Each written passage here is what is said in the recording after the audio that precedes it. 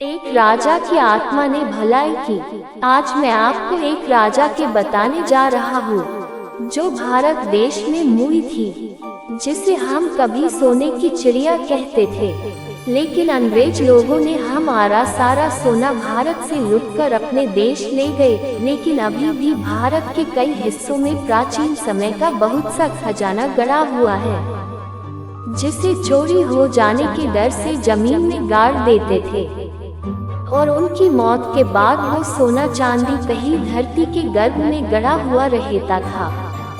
ऐसा ही एक घटना मध्य प्रदेश के दानगढ़ जिले के डंडिया खेड़ा गांव में हो रही है, जहां के एक आदमी को एक आत्मा ने बताया कि इस हवेली के नीचे सोना चांदी गड़ा हुआ है।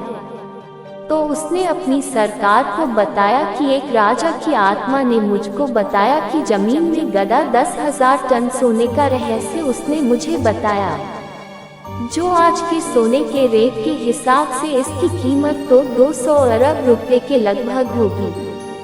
कौन थे राजा राम बख्श? कहाँ से आया है ये सोना? कैसे मौत हुई राजा की?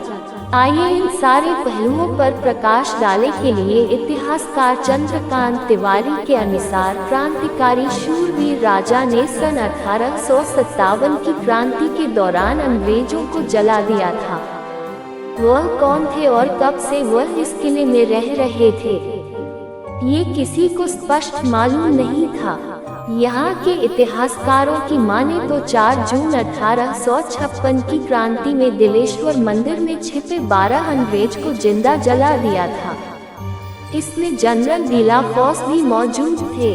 कहा जाता है कि राजा चंडिका देवी के बहुत बड़े भक्त थे। वह रोजाना सुबह मां चंडिका के दर्शन करने के बाद ही सिंहासन पर बैठते थे। लोगों के अनुसार राजा पूजा करने के बाद अपने गले में एक फूलों की माला जरूर पहनते थे। यही वजह है कि अंग्रेजों को जिंदा जलाने की सजा के रूप में फांसी की सजा सुनाई गई और उनको फांसी पर लटकाया गया, तो उन्हें कुछ नहीं हुआ। इस तरह 3 बार उनको फांसी दी गई, मगर राजा को कुछ नहीं हुआ।